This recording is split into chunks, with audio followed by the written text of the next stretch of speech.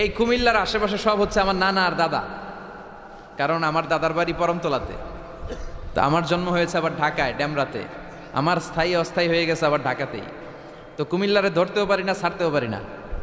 দাদার বাড়ি, নানার বাড়ি, সব নানাদের জায়গা, একটা প্রাণের জায়গা। কুমিল্লার মানুষ খুবই ধর্মপ্রাণ, ধর্মভীরু। আল্লাহ তুমি কবুল করো। আমরা এখানে যেমনি একত্রিত হয়ে বসতে পেরেছি, জান্নাতেও যেন একসাথে এমনি থাকতে পারি। আল্লাহ তুমি তৌফিক দাও। আসেন আমরা আল্লাহর নামের 3টা তাকবীর দেব। রাব্বাকা ফাকাব্বির, glorify the name of your Lord. তোমার রবের নামের বড়ত্বের ঘোষণা দাও। ভাগাভাগি করে দেব, কি বলেন? প্রথমে বিবাহিতরা দিবেন, তারপরে অবিবাহিতরা দিবেন, তারপরে সবাই মিলে দিবেন। কেন এরকম দেয় মিজানুর রহমান আজহারী? কেন দেয়? দেয় আপনাদেরকে একটু চাঙ্গা করে তুলবার জন্য। অন্য কোনো সিগনিফিকেন্স এখানে নাই। একটু চাঙ্গা হয়ে উঠবেন সবাই। আল্লাহর নামের তাকবীর দিলে একটা ইমানি ঝাল চলে আসে দেহের মধ্যে, ঠিক কি না? এই আল্লাহু আকবারটা আপনাদের কাছে যত ভালো লাগে, ইসলামের বিপক্ষের শক্তিদের কাছে তত ভয় লাগে। ওরা এটা সহ্যই করতে পারে না। আল্লাহু আকবার শুনলে ওদের থরথরানি, ধুকধুকানি বেড়ে যায়। এজন্য আমরা ইসলামের পক্ষের শক্তি যারা আছে, আমরা সবসময় একজনের নামে স্লোগান দেই, তিনি কে?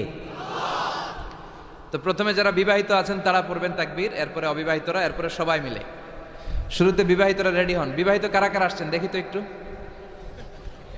অনেক আসছে, আলহামদুলিল্লাহ আলহামদুলিল্লাহ। হাত নামান।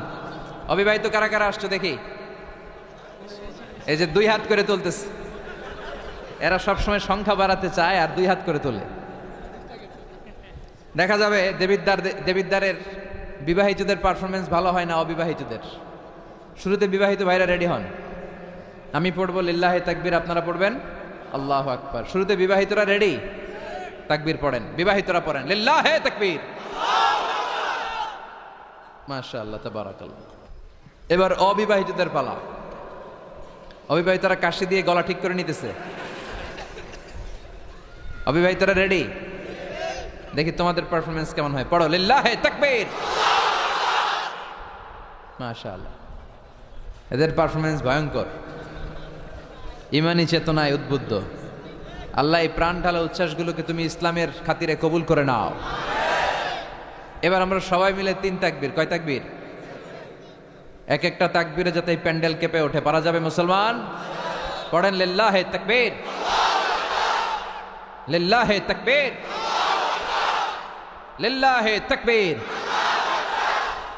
আল্লাহ তুমি কবুল করো। আসেন আমরা সরাসরি মহাবিশ্বয় মহাগ্রন্থ আল কোরআন আল কারীম থেকে কথা শুনি। আমি আপনাদের খেদমতে আমার খুতবার শুরুতে সূরাতু আল মুলকের একটি আয়াত তেলাওয়াত করেছি। এই আয়াতের আলোকে এই সূরাটিতে আল্লাহ তাআলা আমাদেরকে কি শিখাতে চাইলেন, জানাতে চাইলেন, কি মেসেজ দিতে চাইলেন, এগুলো আমরা নেয়ার চেষ্টা করব এবং নিয়ে আমরা যেন খেয়াল রাখতে পারি মাহফিলগুলো যেন শুধু শো ডাউন আর শো অফ না হয়। যেটাই শুনি কোরআনের যেখান থেকেই শুনেন বরকত আছে না নাই?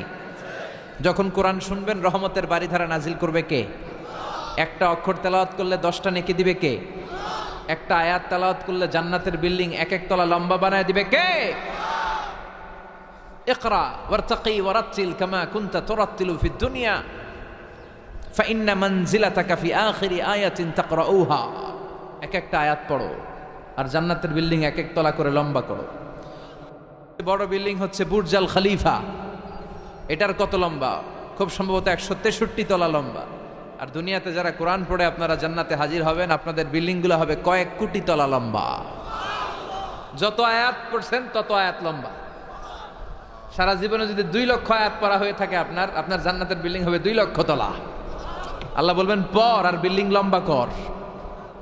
কি রহমতের কোরআন! পড়লে সওয়াব, ধরলে সওয়াব, শুনলে সওয়াব, তেলাওয়াত করলেও সওয়াব। এজন্য এই কিতাবটার সাথে যেন আমরা সম্পর্ক বাড়াই। Attachment, how to increase the attachment with the holy Quran. কোরআনের সাথে আমাদের সম্পর্ক আমরা কিভাবে বাড়াতে পারি? প্রতিদিন তেলাওয়াত করতে হবে, আবৃত্তি করা জানতে হবে সহি শুদ্ধভাবে। মুসলমানদের অবস্থা এমন হয়েছে, বিশ্বের সবচাইতে নন্দিত এই কিতাবটা একটু তেলাওয়াত করবার সময়টুকু আমাদের হয় না। ব্যস্ত, we are leading very super busy life. খুব ব্যস্ত আমরা, কোরআন পড়ার সময় নাই। প্রতিদিন যেন একটু তেলাওয়াত করি। রাজি আছেন তো দেবিদ্দারের ভাইয়েরা? প্রতিদিন একটু একটু তেলাওয়াত করা যাবে? আরেকটা কথা সব জায়গায় আমি বলি, মাতৃভাষায় এই কোরআনটাকে আপনাদের জানতে হবে। You have to know the holy Quran, the messages of the holy Quran in your own mother tongue, in your own language, আপনার নিজ ভাষায়। আমাদের ভাষা কি? কথা বলেন বাংলা। এই বাংলা ভাষায় যেন আমরা কোরআন পড়ি, কোরআন শিখি। কোরআন আল্লাহ কি জানাতে চাইলেন, কি শিখাতে চাইলেন, বাংলা ভাষায় যেন আমরা এটা শিখি, আত্মস্থ করার চেষ্টা করি। দেখবেন মসজিদুল হারামে শায়েখরা যখন নামাজ পড়ায়, শাইখ আব্দুর রহমান সুদাইস, উনি যখন আযাবের আয়াত পড়ে উনি কাঁদে, কাঁদে না? আবার মুসল্লিরাও পেছন থেকে কাঁদে। এর কারণ উনিও আযাবের অর্থ বুঝে, মুসল্লিরাও অর্থ বুঝে। আমাদের তারাবির নামাজে, এত মসজিদে তারাবি পড়লাম বাংলাদেশে, কোনোদিন কোনো তারাবির নামাজে মুসল্লি আর ইমাম সাহেবের কাঁদতে দেখছেন? কথা কন, কেন কান্দে না? বুঝে নাই কোন দিক দিয়ে আযাব গেল, কোন দিক দিয়ে গজব গেল, কোন দিক দিয়ে জাহান্নাম গেল, কোন দিক দিয়ে ফেরাউন আসলো, কোন দিক দিয়ে ইউসুফ জুলেখার কাহিনী গেল, একটাও বোঝা যায়? কথা বলেন, বোঝা যায় না। ইমাম সাহেবও বোঝে না, আমরাও বুঝি না, কেউ বুঝে না, অর্থ বুঝি না, তাই আমাদের হৃদয়ে টাচ করে না। দেখবেন ওরা আযাবের আয়াত পড়লে কাঁদে, রহমত আর জান্নাতের আয়াত পড়লে ওদের হৃদয়টা ঠান্ডা হয়ে যায়। এর জন্য সালাতে আপনি কি পড়ছেন এটা বুঝতে হবে, সালাতে আপনি কি তেলাওয়াত করতেছেন বুঝতে হবে। আজীবন পড়লেন সামি আল্লাহু লিমান হামিদা, অর্থ কি অনেকেই জানে না, আছে না নাই? এজন্য মাতৃভাষায় কোরআন জানতে হবে, কোরআন তেলাওয়াত মনোযোগ দিয়ে শুনতে হবে, কোরআন পড়তে হবে, পড়ায় দিতে হবে। আপনি কাউকে যদি সূরাতুল ফাতিহাটা শুধু শিখায় দেন, সে সারা জীবন যতবার সূরা ফাতিহা তেলাওয়াত করবে তার একটা পার্সেন্টেজ সওয়াব আপনার আমলনামায় আছে না নাই? এজন্য কোরআনের আবৃত্তি শিখা, কোরআনের অর্থ জানা মাতৃভাষায়, নিজে কোরআন পড়া, অন্যকে পড়ায় দেওয়া, এবং কোরআনের আন্দোলন করা দরকার আছে না নাই? সবসময় কোরআনের পক্ষে থাকার দরকার আছে না নাই? আল্লাহ তুমি আমাদেরকে সহি সমাজ দান করো। তাই আমরা যখনই কোরআনের কথা শুনবো নিজেদেরকে পরিবর্তনের জন্য শুনবো, ঠিক কিনা? আমার আখিরাতটাকে সুন্দর করার জন্য শুনবো। আমাদের তাফসির মাহফিলগুলো হয়ে গেছে এখন শোডাউন, অনেক লোক জড়ো হইতে হবে, স্লোগান হইতে হবে, এগুলো আছে না নাই? আমাদেরকেও বেঁধে দেয় অনেক জায়গায়, হুজুর আপনার কিন্তু আজকে মাহফিল কাঁপাইতে হবে। কি বলে? কাঁপাইতে হবে। কিন্তু অনেক জায়গায় বলে হুজুর আপনার জমাইতে হবে। কি বলে? জমাইতে হবে। আবার অনেক জায়গায় বলে হুজুর আপনার কিন্তু মাহফিলটা ধরে রাখতে হবে। কি করতে হবে? তো কোথাও আমাদের কাঁপাইতে হয়, কোথাও আমাদের জমাইতে হয়, আবার কোথাও মাহফিল ধরে রাখতে হয়। কথা বুঝতে পেরেছেন? তো এই মাহফিল কাঁপানো, জমানো, ধরে রাখা, এই টেন্ডেন্সি থেকে আসেন, বেরোয় আসি। We have to make a change. আপনাকে চেঞ্জ আনতে হবে, পরিবর্তন। বিশ্বনবী পৃথিবীতে এসেছেন পরিবর্তনের জন্য। তিনি কোনো জায়গায় খারাপ কিছু দেখলেই পরিবর্তন করে দিতেন। এক সাহাবাকে জিজ্ঞেস করলেন কি নাম? মাসমুক। সে বলে ইসমি হাজান, আমার নাম হলো হাজান। হাজান মানে দুশ্চিন্তা। হাজান মানে, বিশ্বনবী বললেন হাজান কারো নাম হতে পারে? দুশ্চিন্তা এটা একটা নাম হইল? বিশ্বনবী বললেন তোমার নাম আজকে থেকে হাজান নয়, আজকে থেকে তোমার নাম সাহাল। কি নাম? সাহাল মানে সহজ। সাহাল মানে? সে বলে না ইয়া রাসূলুল্লাহ, আমার বাপ চাচা নাম রাখছে হাজান, এটা আমি ছাড়বো না। বিষ্ণু বললেন না, সাল্লে যাও। তো সে বাড়িতে চলে গেল। যাওয়ার পর থেকে ওই যে দুশ্চিন্তা তার আর পিছু ছাড়ে না। তার ব্যবসায় লস, তার চাকরিতে লস, ওর পেটে ব্যথা, ওর মাথায় ব্যথা, ওর জ্বর, ওর মেয়ে কান্দে, ওর বউ দৌড়ায়, ওর পোলায় কয় আমি মরুম। কষ্ট আর জ্বালা ছাড়েই না। সবাই বলে ওই যে বিশ্বনবী তোমার একটা সুন্দর নাম দিয়েছিল, আনো নাই, এর বদদোয়া লাগছে, যাও নবীর কাছে মাফ চেয়ে নামটা চেঞ্জ করে আনো। হাজান ফিরে গেল বিশ্বনবীর কাছে, যে বলে ইয়া রাসূলুল্লাহ আমার হাজান নামের দরকার নাই, গোষ্ঠী কিলাই হাজান, আপনি কি নাম কইছিলেন ওটা কোন? আবার বিশ্বনবী বলে আমি বলছিলাম আন্তা সাহাল। সাহাল মানে সহজ, সাহাল মানে? বিশ্বনবীর কাছ থেকে নাম চেঞ্জ করে সাহাল নিয়ে আসলো। সাহাল বলে যেদিন থেকে আমি নাম চেঞ্জ করেছি ওই দিন থেকে আমার জীবনের সব কাজগুলো সহজ করে দিয়েছে। কে? কি নবী ছিলেন? খালি চেঞ্জ করে দিতেন, চেঞ্জ করে দিতেন। এক নারীকে জিজ্ঞেস করলেন মাসমুকি, হোয়াটস ইউর নেম? সে বলে আমার নাম আসিয়া। আসিয়া মানে অবাধ্য। বিশ্বনবী বলেন এটা একটা নাম হইল? তোমার নাম আজকে থেকে জামিলা। জামিলা মানে সুন্দরী, বিউটিফুল লেডি। জামিলা মানে সুন্দরী। সে নাম চেঞ্জ করে জামিলা নিয়ে নিল। সবাই বলল যেদিন থেকে বিশ্বনবী তার নাম জামিলা করেছে ওই দিন থেকে মরার আগের দিন পর্যন্ত এই মহিলার সৌন্দর্যে কোনোদিন ভাটা পড়ে নাই। আবার বিশ্বনবী মক্কা থেকে মদিনায় হিজরত করতে গেলেন। বিশ্বনবী বললেন মাসমু হাযিহিল আরদ, এই জমিনের নাম কি? সবাই বলল এই জমিনের নাম ইয়াসরিব। কি নাম? মদিনার আগের নাম ইয়াসরিব। ইয়াসরিব মানে to take revenge from someone, কারো থেকে প্রতিশোধ নেয়া। বিশ্বনবী বললেন আমি যেই শহরে থাকবো ওই শহরের নাম হবে প্রতিশোধ। How come? It's quite impossible, অসম্ভব। আমি রহমতের নবী, ওমা আরসালনাকা ইল্লা I have sent you as a mercy for the entire universe. ও নবী, আমি আপনাকে গোটা বিশ্বের জন্য রহমত করে পাঠিয়েছি। রহমতের নবী যেই শহরে থাকবে ওই শহরের নাম প্রতিশোধের শহর না। আজকে থেকে এই শহরের নাম তবা কিংবা তৈবা, পবিত্র শহর। পরবর্তীতে এই শহরের নাম করা হলো মদিনাতুর রাসূল, মদিনাতুন নবী। সুবহানাল্লাহ পড়েন।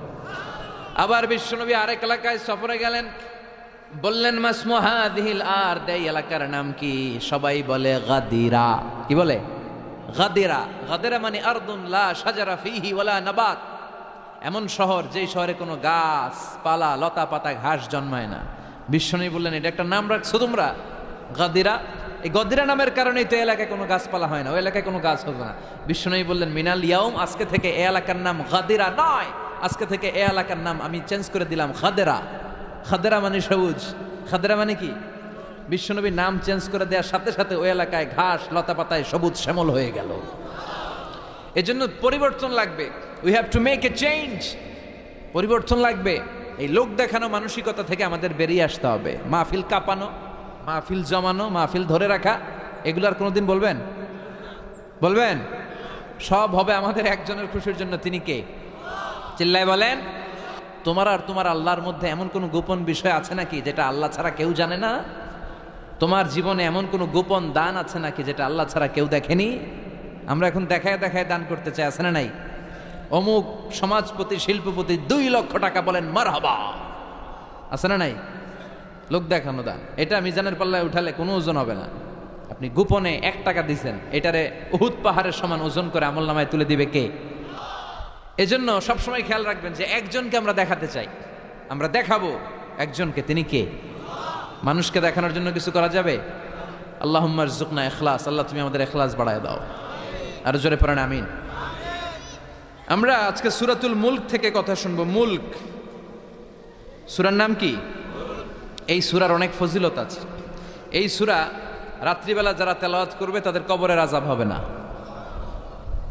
কবরের কথা শুনলে ভয় লাগে না? একদিন মাটির ভেতরে হবে ঘর রে মন আমার, কেন বান্ধ দালান ঘর, প্রাণ পাখি উড়ে যাবে পিঞ্জর ছেড়ে, ধরা ধামে সবই রবে তুমি যাবে চলে, বন্ধু বান্ধব যত মাতা পিতা দ্বারা সুত সবই হবে তোমার পরে মন আমার, কেন বান্ধ দালান ঘর। ঠিক কিনা? চলে যেতে হবে, কেউ থাকতে পারবো না। কিন্তু এই জিনিসটা আমাদের স্মরণেই আসে না। এত ব্যস্ততা, এত মায়া জাল, এত মায়ার জালে আমরা আটকে আছি। এত ব্যস্ত লাইফ, সকালবেলা অফিস, বিকেলবেলায় অমুক কাজ, তারপরে অমুক কাজ, একটার পর একটা কাজ চলতেই থাকে। এই ব্যস্ততার কারণে আমাদের জীবনটা সুপার বিজি লাইফ আমরা লিড করছি, আমাদের জন্য সময়ই নাই। কিন্তু চলে যেতে হবে। এজন্য সাইয়েদনা ওমরে ফারুক বলছেন মুতু ক্বাবলা আন তামুতু, মরার আগে একবার মরো। হাসিবু ক্বাবলা আন তুহাসাবু আলাইকুম, তোমার হিসাব নেওয়ার আগে তুমি তোমার একবার হিসাব নাও। আমাদের প্রত্যেকের নিজের একটা হিসাব আছে না নাই? কথা বলেন। নিজে খাতা কলমের মধ্যে একটু লিস্ট করবেন যে আমি জীবনে এই ভালো কাজ করেছি, এই খারাপ কাজ করেছি, আসলে আমার অবস্থানটা কই হওয়া উচিত। নিজে খাটের মধ্যে একবার শটাং হয়ে মরার মতো শুয়ে থাকবেন, ভাববেন যে আমি মরে গেছি। ভাবেন না কি হবে? ছেলেমেয়েরা কান্না করবে, আত্মীয় স্বজন কান্না করবে, মাইকে অ্যানাউন্সমেন্ট হবে অমুক এলাকার অমুক ভাই আমাদের মাঝে দুনিয়ায় নাই। বিশাল দেবিদ্বারের ময়দানে আপনার জানাজা হবে, খাটিয়াতে করে নিয়ে যাওয়া হবে। শুয়ে শুয়ে ভাববেন, আগে থেকে খুদে রাখা কবরে আপনাকে ফেলে বাঁশ দিয়ে উপরে মাটি চাপা দিয়ে চলে আসবে। অন্ধকার, শুধু অন্ধকার। এই অন্ধকার যেন শেষ হতে চায় না। This is the nature of life. এই তো জীবন। কথা বলেন ঠিক কিনা? তো এগুলো ভাবার দরকার আছে না নাই? বিশ্বনবী বললেন এই সূরাটা এমন সূরা মানিআতুন মিন আযাবিল কবর। এই সূরা মুলক যারা তেলাওয়াত করবে তাদের কবরে কোনো আযাব হবে। আজকে থেকে সূরাতুল মুলকের তেলাওয়াত করা যাবে? পারা যাবে? পারা যাবে? আসেন না নিজেদেরকে একটু পরিবর্তন করি, আসেন না নিজেদের আমলের ঝুলিতে আরো কিছু বাড়াই, নিজেদের আমলগুলোকে সুন্দর করি, নিজেদেরকে আর একটু পরিচ্ছন্ন করি। প্রতিদিন রাতে সূরাতুল মুলক তেলাওয়াত করবেন ইনশাআল্লাহ, কইতে পারলেন না? 2 নম্বর ফজিলত শাফাআত লি সাহিবিহা, এই সূরা যারা তেলাওয়াত করবে এই সূরা তেলাওয়াতকারীর জন্য আল্লাহর কাছে সুপারিশ করবে। 3 নম্বর ফজিলত খাসামাত আন সাহিবিহা, এই সূরাটা কিয়ামতের দিন এই সূরার তেলাওয়াতকারীর পক্ষে আল্লাহর সাথে তর্ক করবে, ডিবেট করবে। কতক্ষণ? হাত্তা আদখালাহুল্লাহুল জান্নাহ, যতক্ষণ না আল্লাহ তাআলা এই লোকটাকে জান্নাতি বলে ঘোষণা না দেয়। আল্লাহ যতক্ষণ অ্যানাউন্স করবে he is from paradise, he will enter the paradise, আমার এই বান্দা জান্নাতে ঢুকবে, এই সার্টিফিকেট দেওয়ার আগ পর্যন্ত এই সূরা সামনে দাঁড়ায় আল্লাহর সাথে তর্ক করতেই থাকবে। আবার বিশ্বনবী বলেন, মান ক্বারা বিহা ফি লাইলাতিন ফাকাদ আকসারা ওয়া আতাবা, রাত্রিবেলায় যেই ব্যক্তি এই সূরাটা তেলাওয়াত করবে তার রাত্রিটারে বরকতময় করে দিবে কে? এজন্য বিশ্বনবী বলতেন, আমি চাই আমার প্রতিটা উম্মতের হৃদয়ে এই সূরাটা গাথা থাক। আমার নবী চাইতেন আমাদের অন্তরে যেন এই সূরাটা মুখস্থ থাকে। আমরা চাই না? 30টা মাত্র আয়াত। কয় আয়াত? সবাই বলেন কয় আয়াত? প্রতিদিন এক আয়াত মুখস্থ করলে আমাদের পুরো সূরাটা মুখস্থ করতে লাগবে কয়দিন? 30 দিন। 1 মাসের চেষ্টায় সূরাটা মুখস্থ করা যাবে না? দেবিদ্দারের ভাইরা, করা যাবে? আওয়াজ করে পড়েন ইনশাআল্লাহ। এই সূরার মাহাত্ম্য হচ্ছে এই সূরা আপনার দৃষ্টিভঙ্গিকে চেঞ্জ করবে, আপনার চিন্তার জগতে আন্দোলন তৈরি করবে, আপনার চোখকে খুলে দিবে, আপনার ঘুমন্ত বিবেককে জাগিয়ে দিবে। বিশেষ করে যারা স্রষ্টা নিয়ে সন্দেহে থাকে তাদের জন্য এটার ভিতরে ডোজ আছে, মেডিসিন আছে। ইয়াং ছেলে পেলে অনেকে আমাদের প্রশ্ন করে, হুজুর আল্লাহরে নিয়ে অনেক প্রশ্ন জাগে, স্রষ্টার অস্তিত্ব নিয়ে, আখেরাত নিয়ে, কবরের জীবন নিয়ে আমাদের প্রশ্নের অভাব নাই, কারণ নাস্তিক্যবাদের ছড়াছড়ি আশেপাশে আছে না নাই?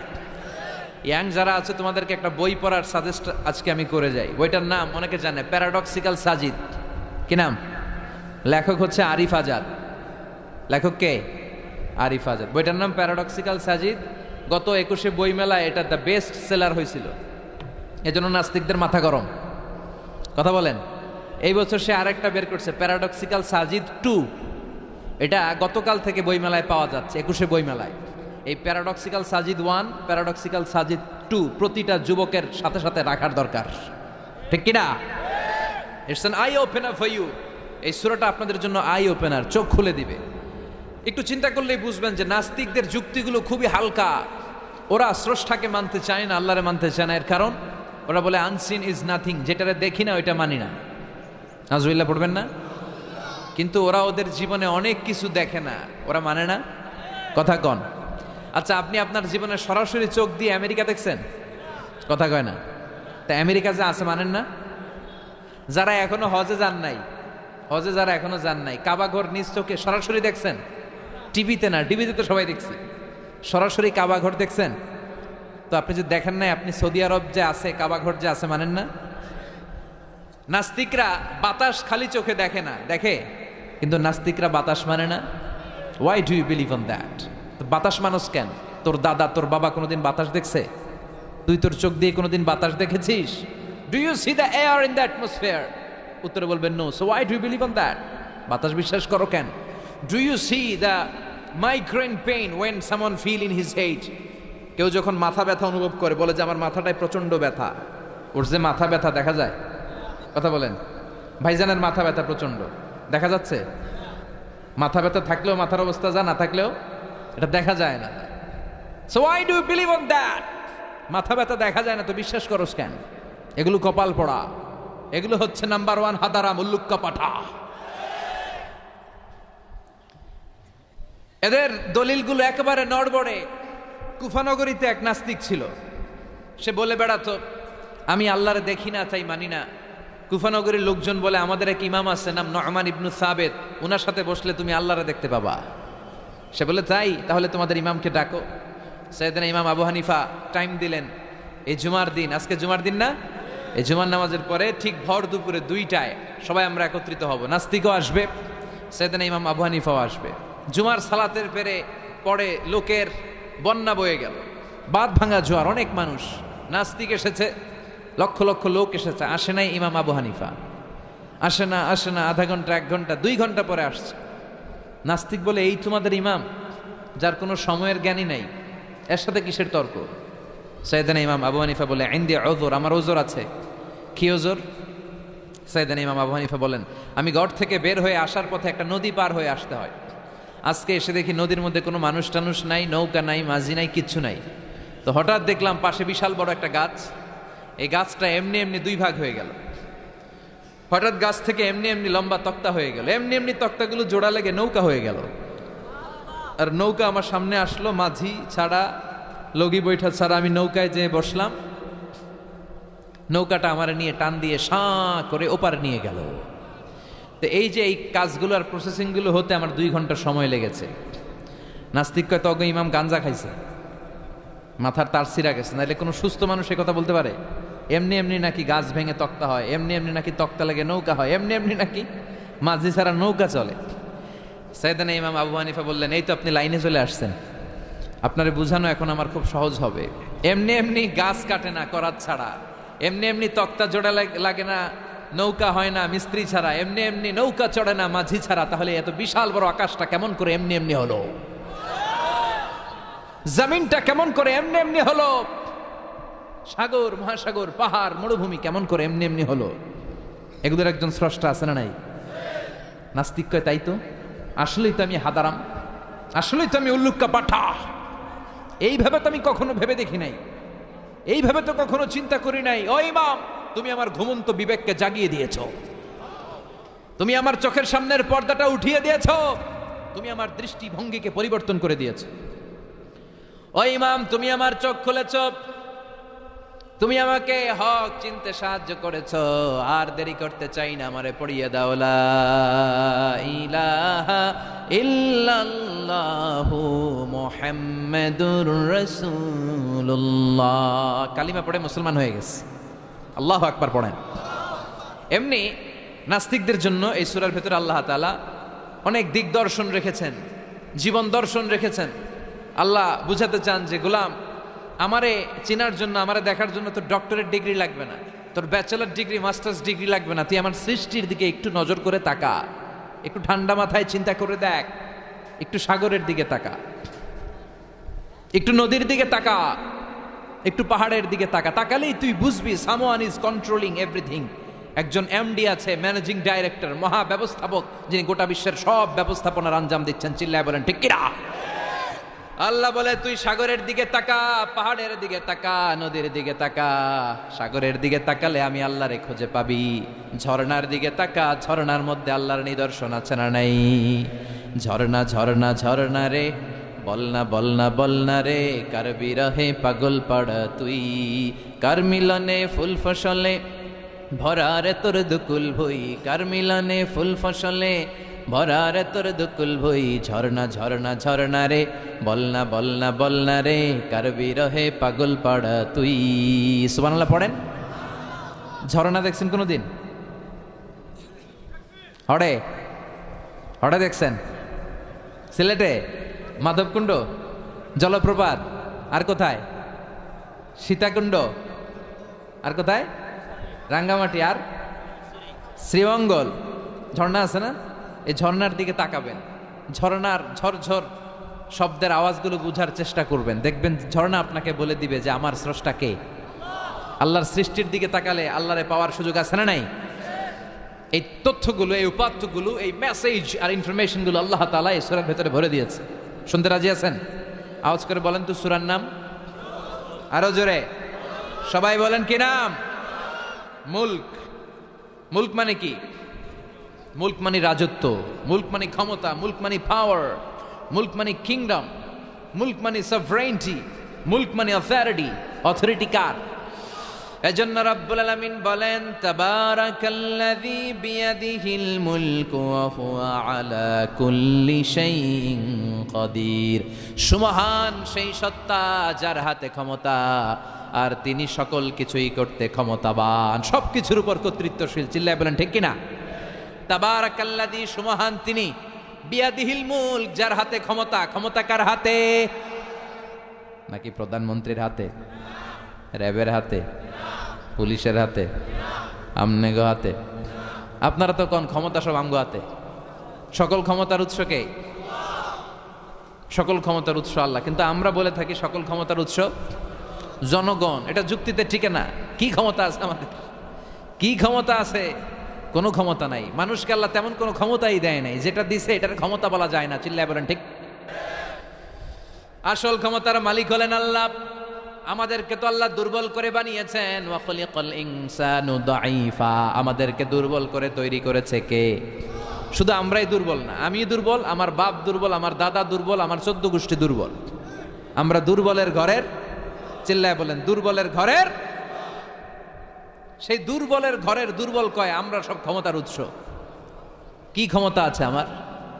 আজকে মাহফিলের প্যান্ডেলের পেছন থেকে বলে, কেউ যদি বলে ওঠে হুজুর সাপ, কি বলে? সব দৌড়। আমি আমার নানা করে লয়ে দৌড়, তুমি এদিকে দৌড়া, চাচা আপন প্রাণ বাঁচা। সাপ কথাটা তো মজা করে বললাম, এতে অনেকে খুঁজতেছে আসলে কি সাপ। আর আসলেই যদি একটা anaconda, C snake, black mamba, king cobra, Python এসে ফস এই ফস করে যদি প্যান্ডেলে যদি একটা ঢুকতো, পাওয়া যেত কাউরে? কথা কন। তো এই হচ্ছে আমাদের ক্ষমতা। সাপ বাদ দেন, বাবা ব্যাংক চিনেন? চিনেন না? না, দেবিদ্বারে তো বাবা ব্যাংক নাই। কি করে?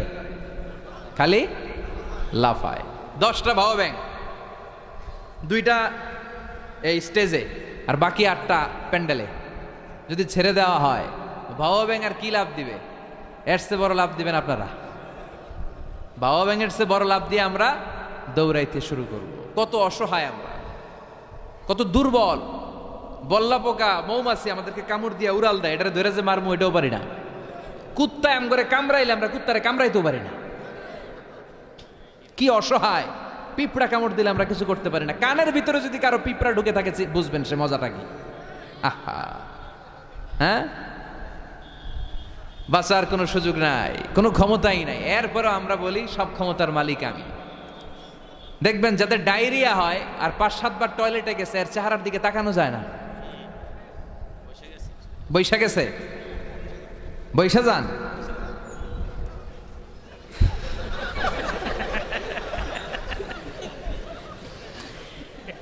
তো এই হইল আমাদের অবস্থা। 5-6 বার টয়লেটে গেলে আর ওর দইরা দাঁড় করানো যায় না। কাই মরে যাইম, আরে সবাই মাফ করে দেন, আই আর হাইতেন না,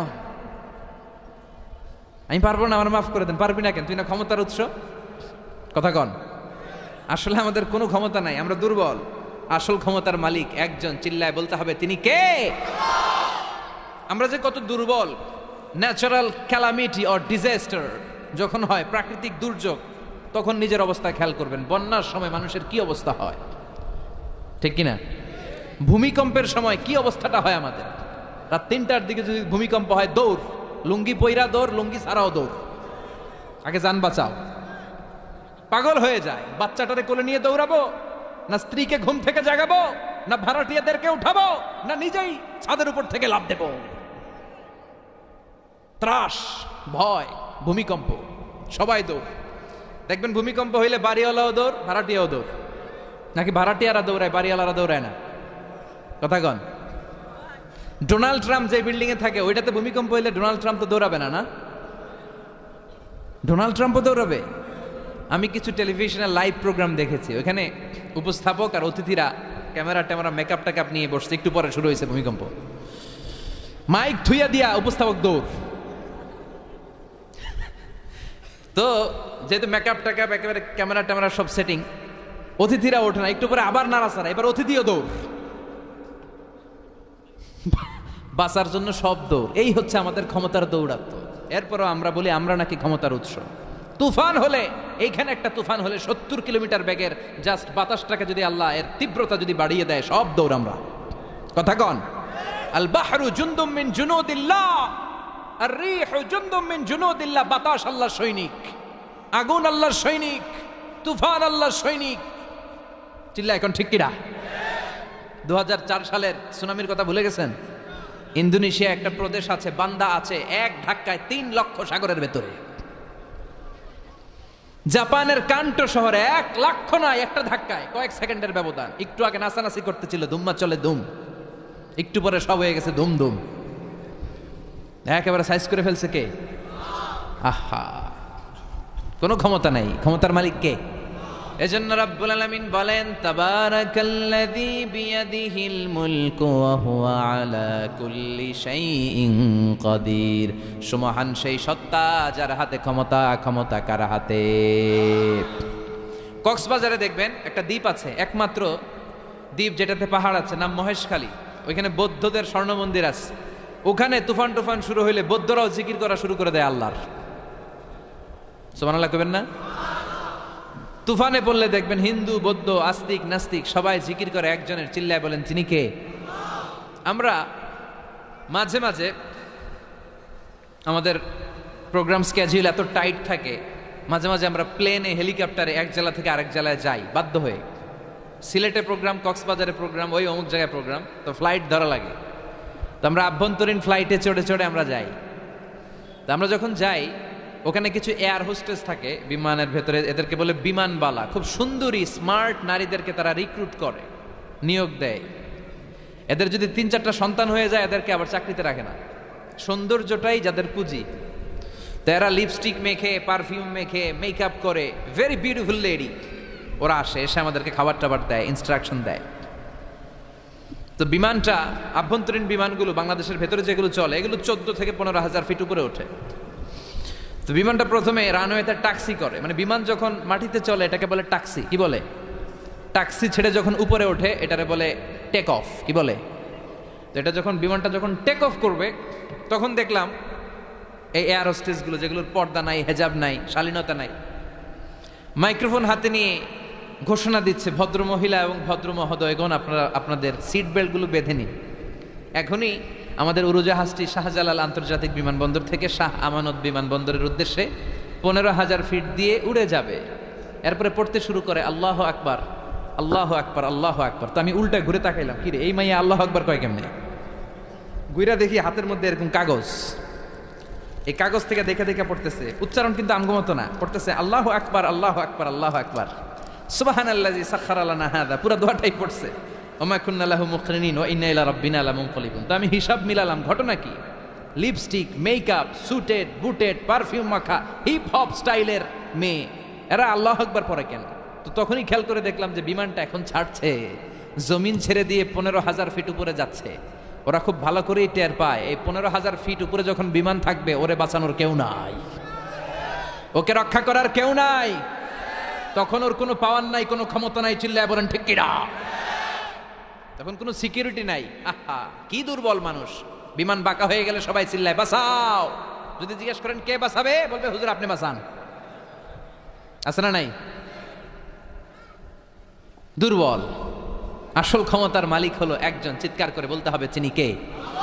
এজন্য রাব্বুল আলামিন বলেন তাবারাকাল্লাযী বিয়াদিহিল মুলকু ওয়া হুয়া আলা কুল্লি শাইইন কাদির। সুমহান সেই সত্তা যার হাতে ক্ষমতা, ক্ষমতা কার হাতে?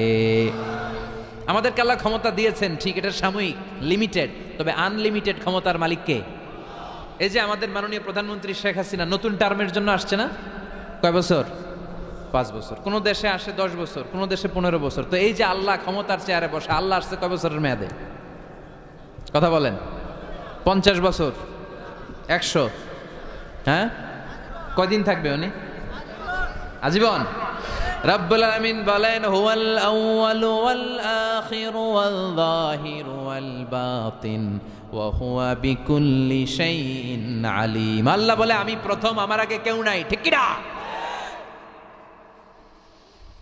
ওয়াল আউয়াল ওয়াল আখির, আমি শেষ, আমার পরে কেউ নাই। আমি প্রকাশ্য, আমি গোপন, সূচনাহীন, অতীতকাল থেকে আমি আল্লাহ ক্ষমতার চেয়ারে বসা, সীমাহীন, ভবিষ্যৎহীন, শেষহীন, ভবিষ্যৎ পর্যন্ত ক্ষমতার চেয়ারে বসে থাকবে কে? আল্লাহ বললেন আমি প্রথম, আমি শেষ। প্রথমে কে? চিল্লায় বলেন, প্রথমে কে? শেষে কে?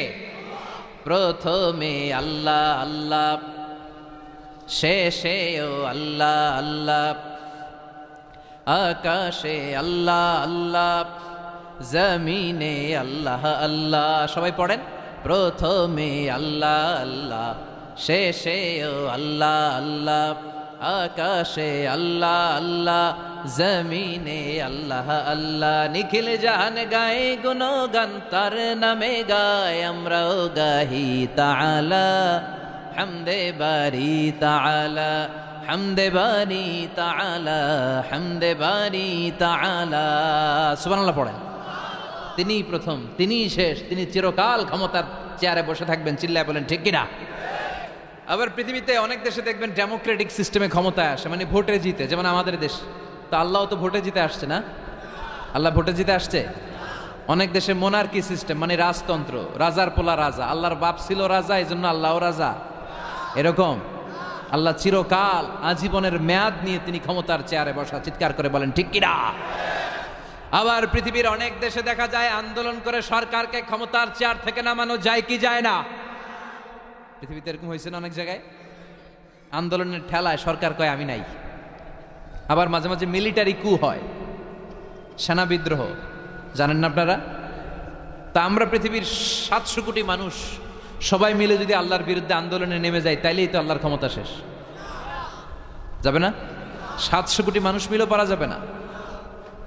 আচ্ছা, জিন জাতি যদি বলে ও মানুষেরা তোদের সাথে আমরাও আছি, মানুষ জিন ভাই ভাই, আল্লাহর আর রক্ষা নাই, আল্লাহর গদি শেষ।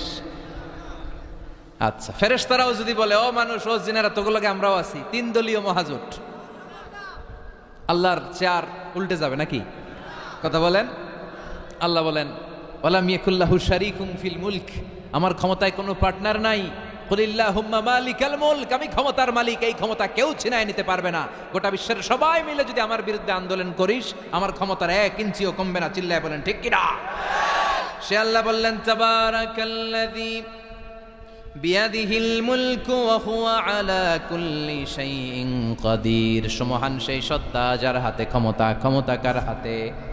ওয়া হুয়া আলা কুল্লি শাইইন কাদির, তিনি সব বিষয়ে ক্ষমতাবান। ফাআলুল লিমা ইউরিদ, যা চান তিনি তাই করতে পারেন। তিনি কে? তিনি পাহাড়কে দরিয়া করতে পারেন, দরিয়াকে পাহাড় করতে পারেন, ধনীরে গরিব বানাতে পারেন, গরিবরে ধনী বানাতে পারেন, সম্মানিতকে অপমানিত করতে পারেন, অপমানিতকে সম্মানিত করতে পারেন। চিৎকার করে বলেন ঠিক কিনা? তিনিই ক্ষমতার মালিক। সকল ক্ষমতার উৎস হচ্ছেন তিনি, সকল ক্ষমতার উৎস আমরা জনগণ। আর কোনোদিন বলবেন? দেবিদ্বারের ভাইরা, তাহলে চিল্লায় বলেন তো সকল ক্ষমতার উৎস কে? আল্লাহ সকল ক্ষমতার উৎস। এর কিছু দূর পরে আল্লাহ বলেন ওয়ালাকাদ যায়্যানাস সামাআদ দুনিয়া বিমাসাবিহা ওয়া জাআলনাহা রুজুমান লিশ-শায়াতিন। আমি প্রথম আকাশের মহাশূন্যটাকে আলো দিয়ে, তারা দিয়ে সুশোভিত করেছি। আবার এই তারা দিয়ে আমি জিনদেরকে আঘাত আর প্রহারের ব্যবস্থাও করেছি। সুবহানাল্লাহ পড়েন। অনেক লম্বা কথা, আমি সংক্ষেপে মেসেজগুলো আপনাদের কাছে পৌঁছে দিই। আল্লাহ বলেন আমি প্রথম আকাশের মহাশূন্যটাকে তারা দিয়ে সাজিয়েছি। I have beautified the closure sky with light, candle and stars. মাথা উপরের দিকে তুললে আমরা যেটা দেখি এটা কি? আসলে এটা আকাশ না, এটা মহাশূন্য। এটা কি? আকাশ অনেক উপরে, আমরা খালি চোখে যা দেখি এটা প্রথম আকাশের মহাশূন্য। এই প্রথম আকাশের মহাশূন্যের অনেক উপরে প্রথম আকাশ, তারপরে দ্বিতীয় আকাশের মহাশূন্য, তারপরে দ্বিতীয় আকাশ, তারপরে তৃতীয় আকাশের মহাশূন্য, তারপরে তৃতীয় আকাশ। একটার চেয়ে আরেকটা বড়। সুবহানাল্লাহ পড়েন। কত বড়? আপনার এই হাতের আংটিটা, সাহারা মরুভূমির নাম শুনছেন? পৃথিবীর সবচেয়ে ছোট মরুভূমি, তাই না? তাইলে বড়। এই বিশাল সাহারা মরুভূমিতে যদি আপনার এই হাতের আংটিটা আপনি ছুঁড়ে ফেলে দেন, এই সাহারা মরুভূমির তুলনায় আপনার আংটি যত ছোট, আল্লাহর দ্বিতীয় আকাশের তুলনায় আল্লাহর প্রথম আকাশটা ঠিক তত ছোট। একটার চেয়ে একটা বড়, একটার চেয়ে একটা বড়। আর আমরা মনে করি কত বিশাল জায়গা নিয়ে আমরা বসে আছি। এই যে দেবিদ্বার প্রপারের আজকের এই প্যান্ডেলের এই পরিবেশটা অনেক বড় মনে হচ্ছে না তাকালে? পুরো দেবিদ্বারের তুলনায় এই প্যান্ডেলটা কত ছোট, কল্পনা করা যায়? দেবিদ্বার হচ্ছে কুমিল্লার 16টা থানার একটা, তাই না? থানা।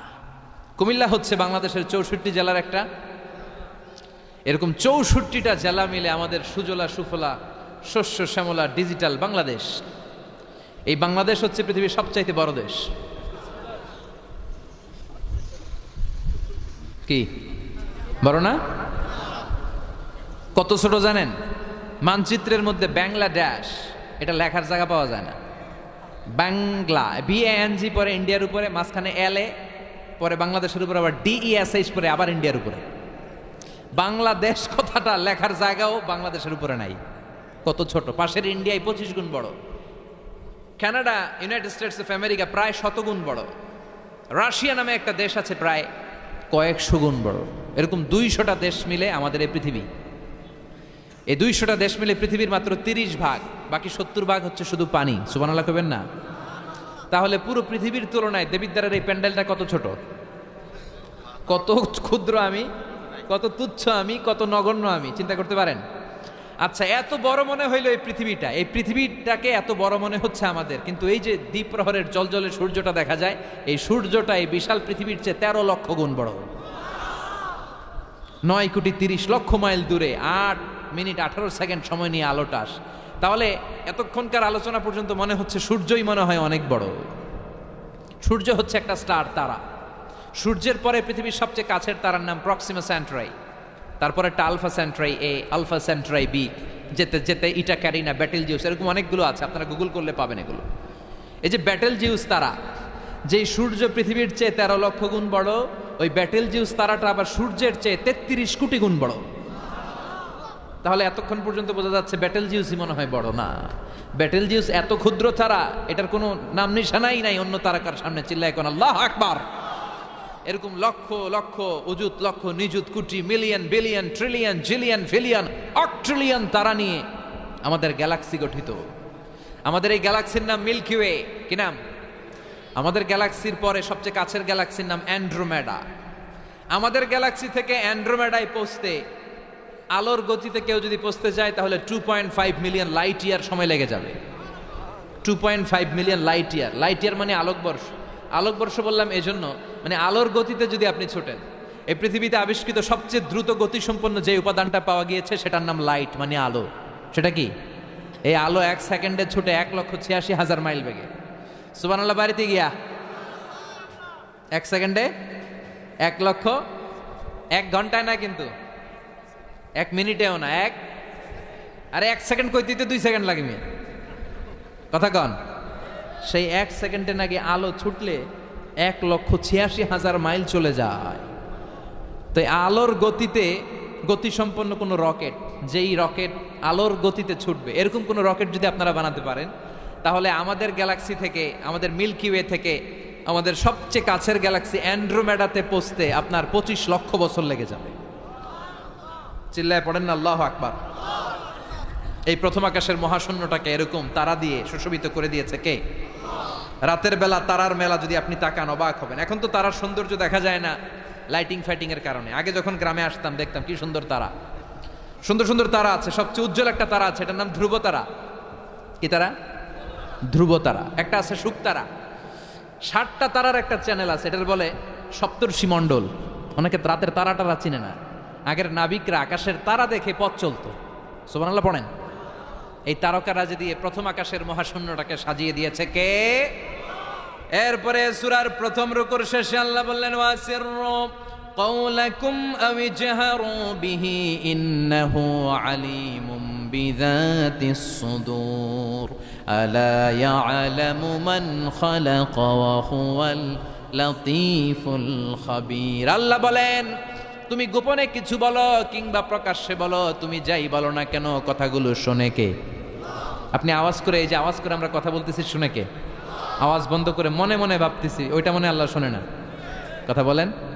7 আকাশের উপরে আল্লাহর আরশ, ওই আরশের উপরে আল্লাহর অবস্থান। 7 জমিনের নিচেও যদি কোনো পিঁপড়া নীরবে নিঃশব্দে হেঁটে যায়, আল্লাহ বলে এত উপর থেকে আমি ওই পিঁপড়ার হেঁটে চলার পায়ের আওয়াজটাও শুনতে পাই। কেউ যেটা শোনে না, শুনে কে? এরপর আল্লাহ বললেন, হুয়াল্লাযী জাআলা লাকুমুল আরদা যালুলান ফামশু ফি মানাকিবিহা ওয়া কুলু মির রিজকি ওয়া ইলাইহিন নুশুর। আল্লাহ বললেন, তিনি এমন সত্তা যিনি তোমাদের জন্য জমিনটারে সমতল বানিয়ে দিয়েছেন। জমিনের যেখান দিয়ে প্রয়োজন হেঁটে যাও আর রিজিক তালাশ করো, কিন্তু সবশেষে তার দিকে ফিরে যেতে হবে, ঠিক কি না?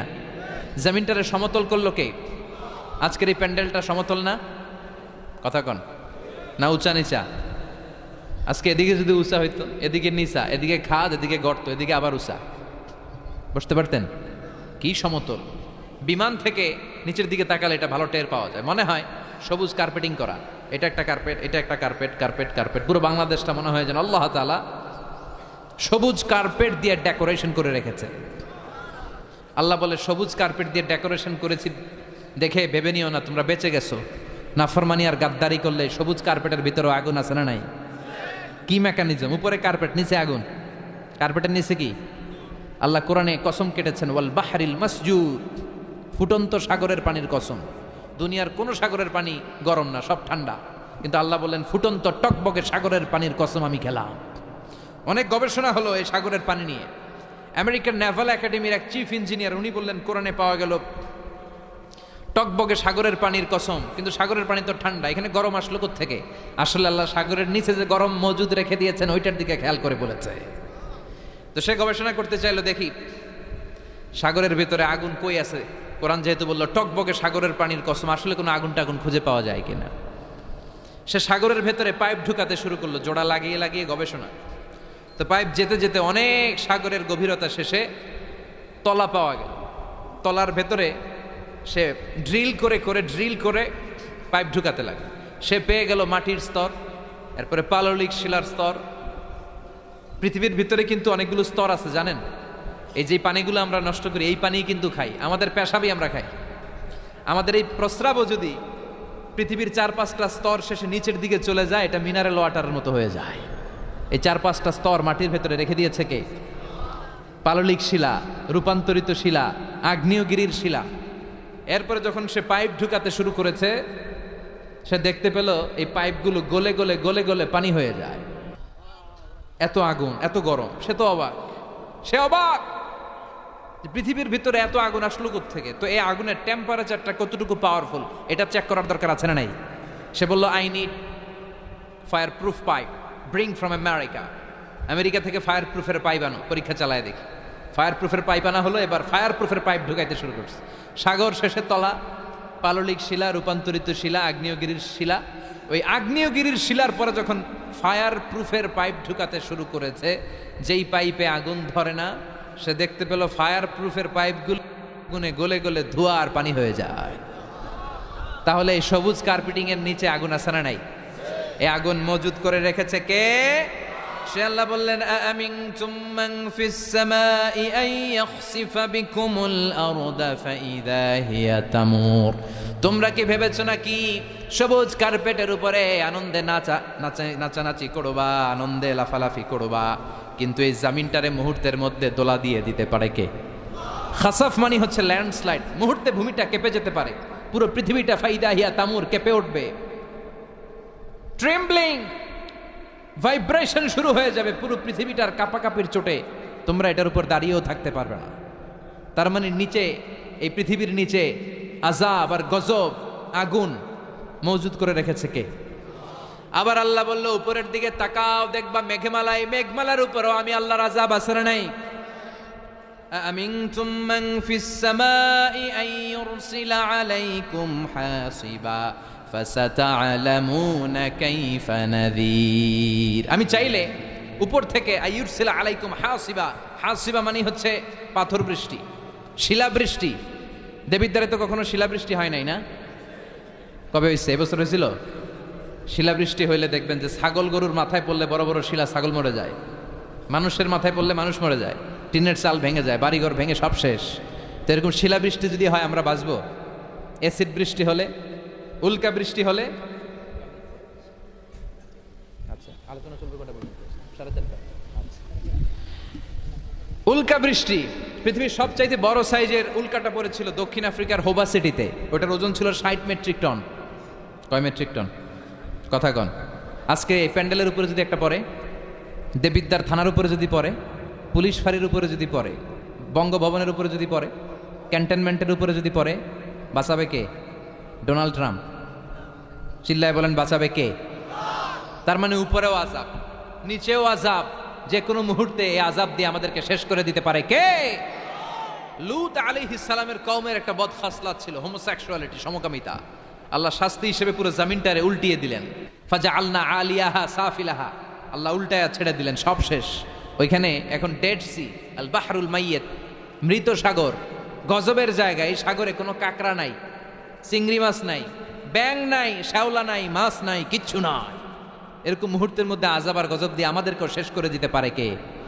শুধু বিশ্বনবীর দোয়ার বরকতে আমরা বেঁচে যাই।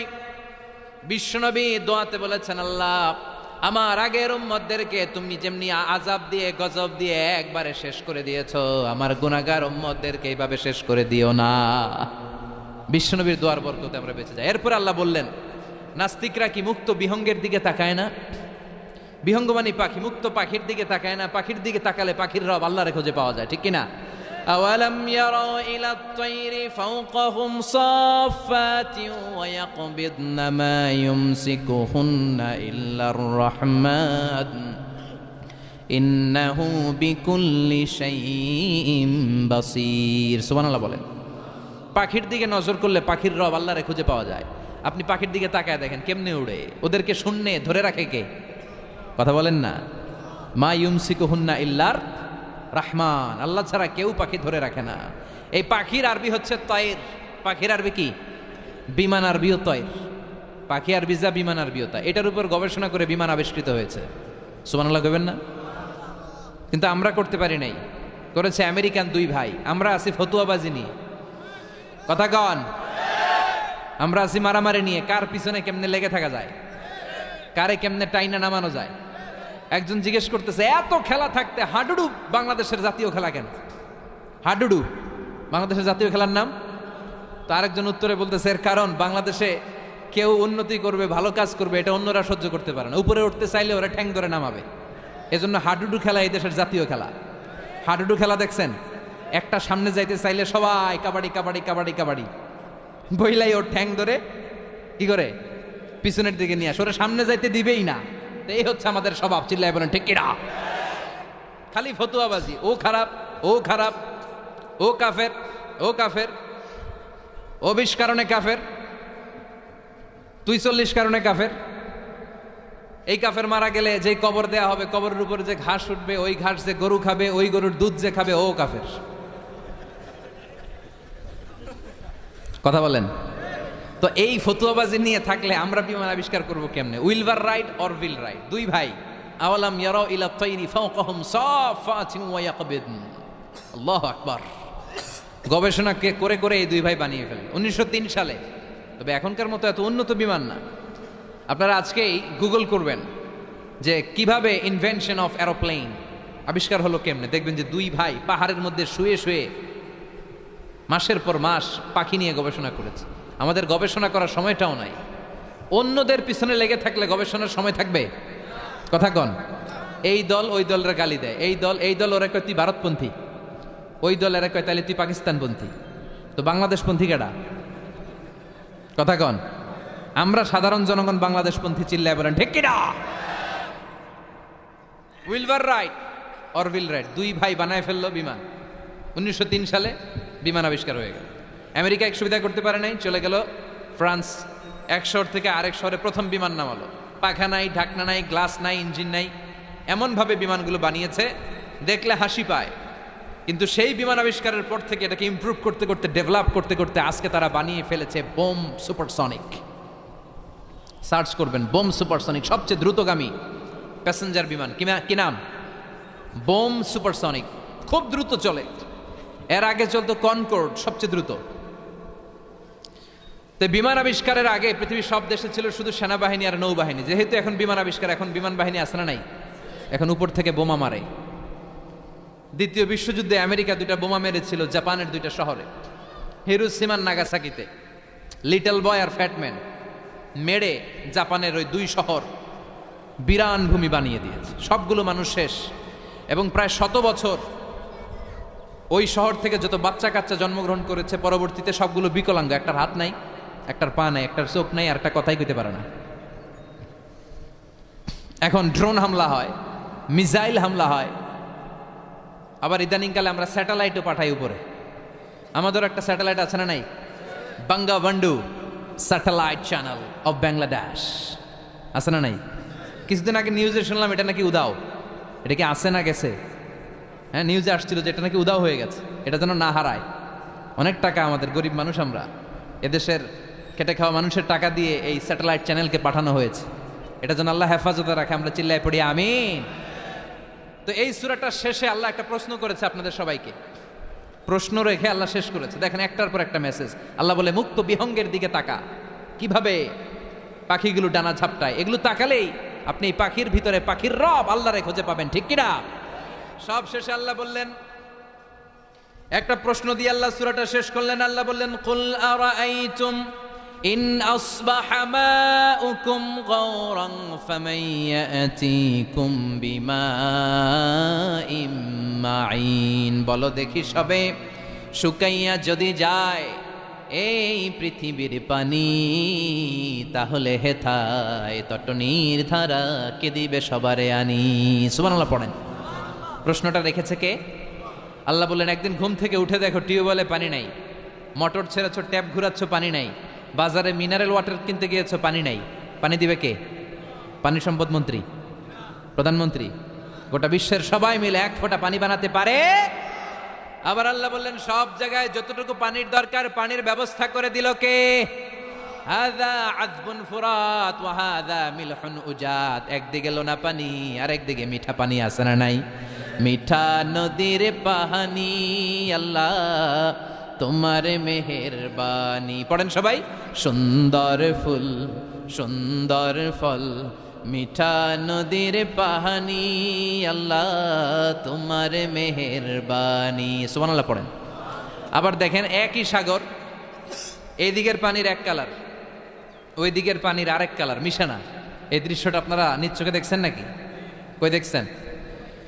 কয় মোবাইলে। আর বেটা মোবাইলে তো সবাই দেখছে, চোখে সরাসরি দেখছেন? পদ্মা নদীতে দেখা যায়। কোথায় আছে? চাঁদপুরের মোহনাতে, মোহনাতে দেখা যায়। আমি মিশরের নীল নদ আর ভূমধ্য সাগর দেখছি, মিলে না। মারাজাল বাহরাইনি ইয়ালতাকিয়ানি বাইনাহুমা বারযাখুন লা ইয়াবগিয়ান ফাবিআইয়ি আলাই রাব্বিকুমা তুকাযযিবান। দুই দিক থেকে দুই ধরনের পানি বয়ে যায়, মাঝখানে অদৃশ্য ব্যারিকেড দিয়ে দিয়েছে কে? এই পানির ডেনসিটি হাই, এটার ডেনসিটি কম, এটা টেম্পারেচার হাই, এটা টেম্পারেচার কম, এটা লোনা, এটা মিঠা, এই জন্য একটার সাথে আরেকটা মিশে না। এই পানির স্রষ্টা কে? পানি চাইবো কার কাছে? এই পানির অপর নাম যেমনি জীবন, আবার বেশি পানি হয়ে গেলে মরণ। কথা কন। সাইয়েদনা নূহ আলাইহিস সালামের কওমকে বেশি পানি দিয়ে, মানে বন্যা দিয়ে শেষ করে দিয়েছে কে? এই জন্য নিচে আযাব, উপরে আযাব, চারিদিকে আযাব, চারিদিকে জুনদুম মিন জুনুদিল্লাহ, আল্লাহর সৈনিকেরা অপেক্ষা করছে। গাদ্দারি নাফরমানির মাত্রা যদি বেড়ে যায়, মুহূর্তেই সব ধূলিসাৎ করে দিতে পারে কে? এজন্য ক্ষমতার মালিক আমরা, জীবনে বলা যাবে? চিল্লায় বলেন তো, ক্ষমতার মালিক কে? চাইতে হবে কার কাছে? বাঁচানোর মালিক কে? হেফাজত